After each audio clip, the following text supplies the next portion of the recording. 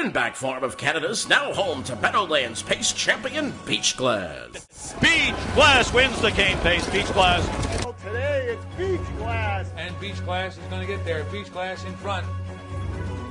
He felt real strong still, and when I popped the tool, I didn't think it'd be any worries.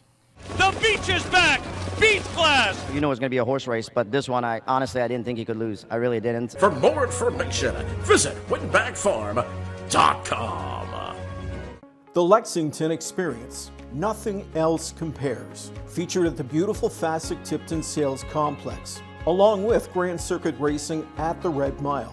Sales have produced world champions and divisional winners year after year, including the last 5 Hambletonian winners. Carl, Tactical Approach, Cool Papa Bell, Captain Corey, and Ramona Hill. Make your plans to join us this fall from Monday, September 29th to Friday, October 3rd.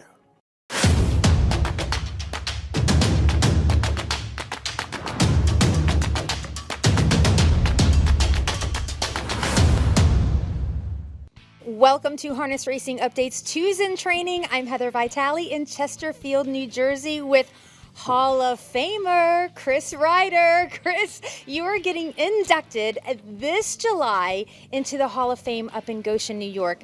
In your wildest dreams, you could not have imagined this when you came over here in the late 80s. No, it's really unbelievable, to be honest. It's not something I ever thought, I really thought about working towards. Just concentrating on my horses, and lo and behold, things happen. So it's very good. Yes, I'm honoured. Thank you. And when you came over from New Zealand, you weren't even coming over to be a trainer, though, were you? No, I just came over to save my marriage. my wife had a transfer of her job, and I came over, didn't have anything to do, and we thought we were staying for 2 years, turned into 5, and then we never went home. So I had to have something to do, and I'd always had horses back home. My father was a trainer, I was training a little bit, and I loved doing the horses, and started out at Freehold with a couple of cheaper horses, and got some winners and just kept going. Right. Well, fast forward to 2024 when you get your first Horse of the Year with Twinbee Joe Fresh. You have come so close to getting Horse of the Year, and this year you got it, so it really makes it special. It is special. You have to experience it to believe it. So all the wins along the way with the mare, obviously that's how she got there. So it was just a great year. Yeah, thank you. How is she coming along? Because we got to see her train today, so very exciting. When do we see her qualify? When do we see her race? Right. Well, I'm 90% sure we're qualifying next Saturday at the Meadowlands, next week. Just trained today in the jog cart, trained along today well. Dexter took her today, he's very happy with her, we're all happy with her. She's seems like the same mare as last year, and we're pretty much ready to go. She has a mark of 147.3, right. So the big question is, can she go faster? Yeah, well, I've been asked that question a few times. When you get around 47 and change, things change, you know what I mean? It's not that I don't believe that she can't maybe go 46 and change. Everyone can see that's probably in her. It's just a matter of getting the job done. You've got to get to 3/4 and 120, 119, and it takes a lot of doing. Then you've got to come home strong. So obviously the Red Mile or the Meadowlands is the only choices. And we've got it in the back of our mind. We're going to give it we think if the opportunity is right and everything works, we're going to, we're thinking about it, yeah, sure, for the Red Mile, the Alaridge at the Red Mile. But,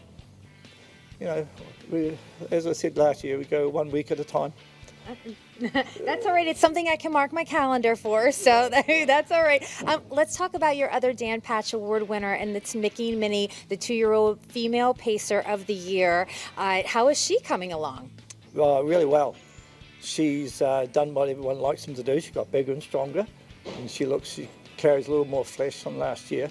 She's a little rangy, a little hippie, a little bony type, but she's kind of over that, and she's not the greatest trainer in the world. She's not the quickest horse, but she's got a big heart, big lungs, and she can go a hard mile. So she is qualifying tomorrow, and very happy with it. One of the things about her is actually it's sort of, you're responsible for her. I mean, wasn't the owner, Craig Henderson, was going to sell the dam of her, right? And you said, no, keep her, keep her. Right, well, there was a conversation, and I don't actually know that he had set his mind on selling her. He was thinking about it. He doesn't like to have too many brood mares. But I love the mother, and she was a roll with Joe mare, funny enough. And she had been a very good 2-year-old, and coming back at 3, she had a tendon give way. But she was just a beautiful mare, a nice, well-built mare from the Al Dente family, delinquent account. So she was well worth breeding from. And Craig he was thinking about selling her. I just said I wouldn't sell her. You know, she's going to give you a good horse, and here we are. Yeah. Here we are. All right. So here at this farm, you've got 2 barnfuls. I mean, there's a lot of horses that you're training. How many do we have here? We have 60. Okay. All Yes. right. Now, when you have that many horses that you're training, as they say, teamwork makes the dream work. And I know one of the main men in your team is your son, Patrick. Not only is he side by side with you with training responsibilities, but he's also driving too. Yes, he's driving. He's been driving for 3 or 4 years, and getting his, winners here and there.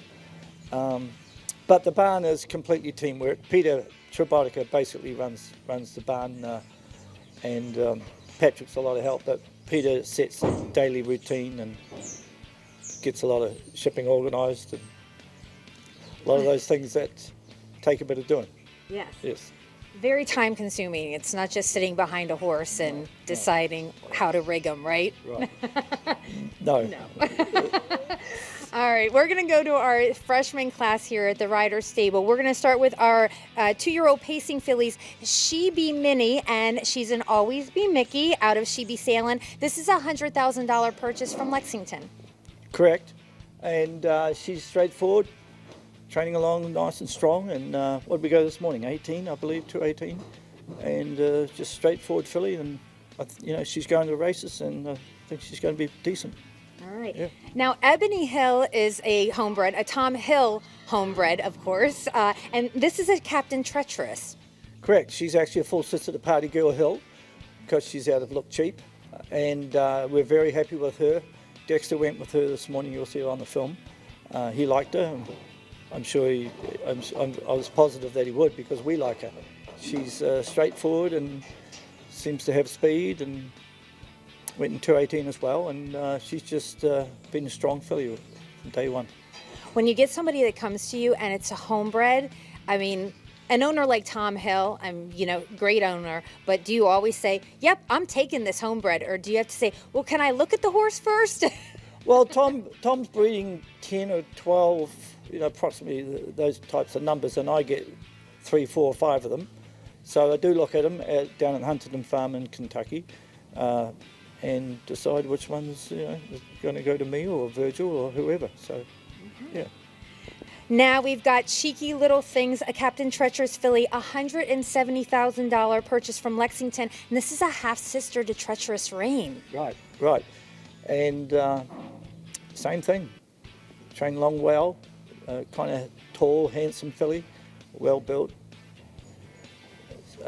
I think she's better. She trained in front this morning. She was a little lazy. I like her a lot better following, because she's got a very good sprint. When she comes off her helmet, she wants to take off. So I believe that'll be her forte. One of the most interesting things about this filly is her owner is Anders Strom, Courant. We're used to seeing him own trotters, but he told me he's owned 7 or 8 pacers. Is this your first pacer with him? Yes. So, I've met him over the years, and he's a nice gentleman. So we looked around and found this filly at the sale, and here we are. I think he's looking to get nice foundation mares to be able to breed from, top of the line. So That's what he's trying to do.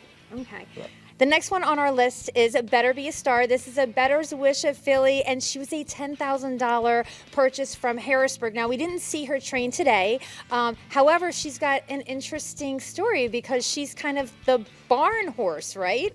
She is. We were on our way home, and of course we stopped and talked to some gentlemen at the bar behind the sale ring at Harrisburg, and they were saying there's nothing left in the sale. I said, yes, there is. There's this filly here. So told them to buy it, and they didn't buy it, and so I bought her.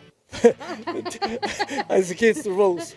I bought this filly for $10,000. So she, all the grooms and second trainers here have taken a piece of her, and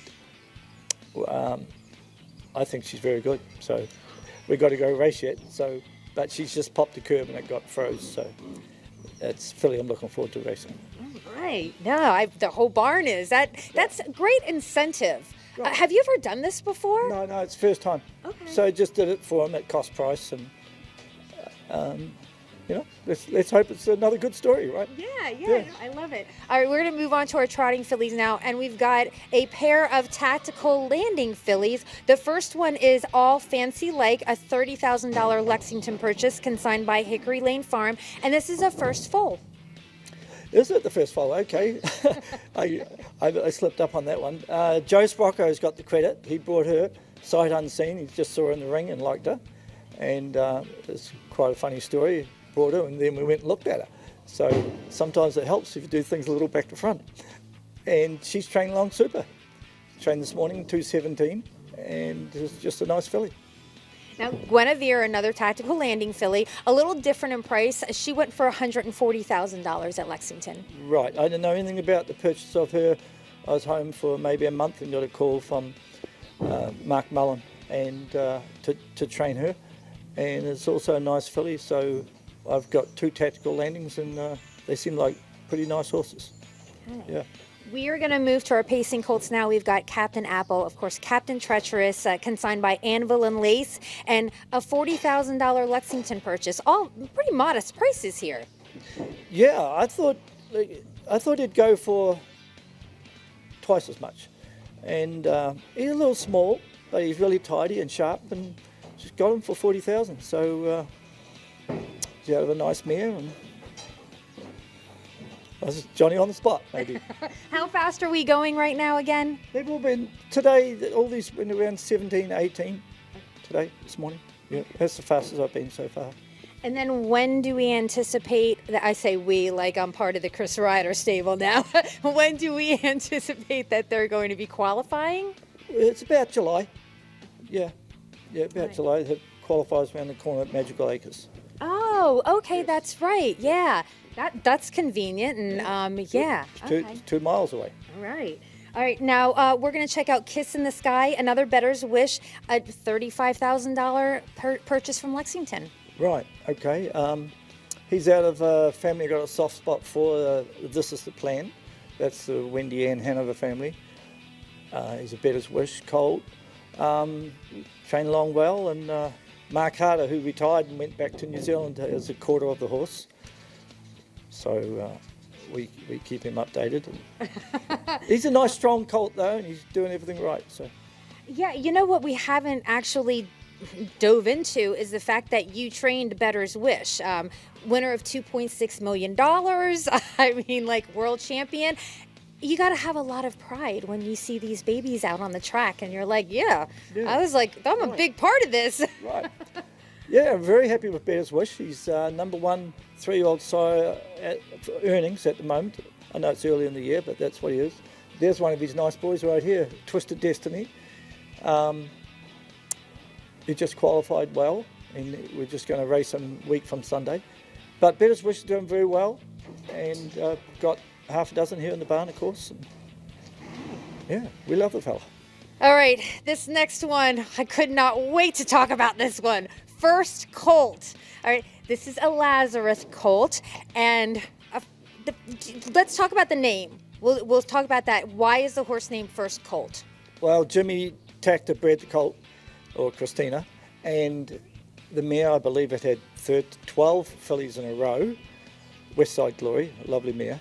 and they finally got a Colt. So it wasn't hard. They just called him First Colt. Easy to name that one. And he's actually a half-brother to see you at Peelers, so gotta love that. Now, this is the thing. You got a couple sassy owners. Right. You got the co-owners are Christina Tactor and your wife, Nicola. So how are you going to handle that?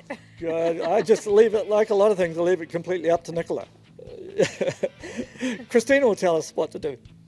Yes. Yeah.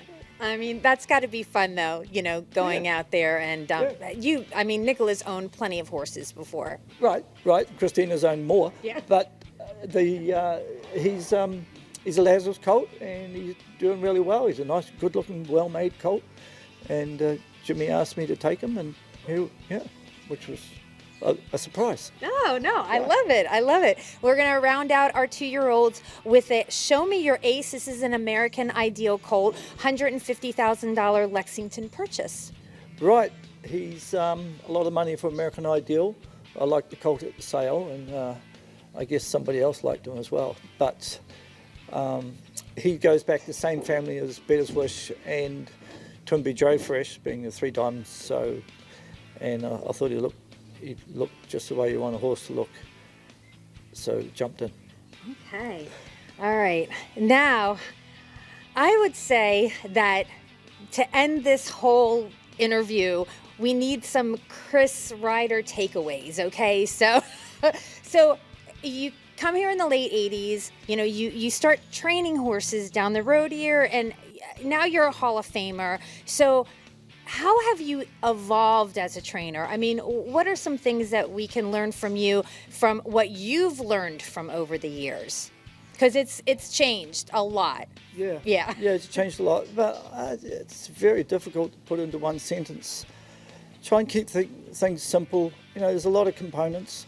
My wife helps an awful lot with everything, bookwork. My second trainer, Peter's a big help, keeps the barn organised. And the main thing is to get good babies in the barn. If you don't have good babies that can win races, you're not doing too good. But I've just kind of concentrated on that. Feed them as best you can, keep them healthy, and keep it simple. A lot of people ask me a similar question, and the first thing is just get out of bed and go to work. You know what I mean? A lot of people are not too good at that. So it's, I think, keep things simple and show up every day and be honest with people, and just before you go home and leave the barn, make sure everything's, your T's are crossed and I's are dotted. Things start to fall into place. Bit of luck, some good horses make you. I always say the horse makes the trainer. You've got to remember that. It's, I can talk all day about it really, but, you just do things normal with a horse, and they just go out and do things that you're very proud of, we've got terrific animals to work with here, and Mia's like Twinbee Joe Fresh. Don't do anything different with her than any other horse, and she can just step right up, so it's, when you stop and think about it, it's great to have horses like that, you know what I mean, because a lot of people don't get them, so you've got to appreciate them. You've got to be grateful for everything we have, and which hopefully I am. But it's a lot of help from everyone. I've got good grooms, we've got a good system here, and it's working. And just keep doing what works for you. Okay. I want to give away one secret though before we leave. The Twinbee Joe Fresh, behind the scenes. What is it? That's the black licorice. Is that what we can say is this? Yeah, the secret? No secrets. Just a lot of heart. Natural speed and a lot of heart. On the farm when they reared her, they had an idea that she was a little bit better than most horses, because she'd run around the paddock, and she was big and burly as a yearling, and she'd had trouble stopping when she got to the corner, and she went through a couple of gates, so which didn't bother her. She doesn't go through any gates here, thank goodness. But she's that type. She's just strong and quick. So we just try and harness the power, right? Now, all right, I'm going to let you go, and then I'm going to go feed Twimby Joe Fresh some black licorice because I still want to have that experience. But I appreciate you coming on Twos in Training. Thank you so much, Chris. You're welcome. Thank you very much. Pleasure.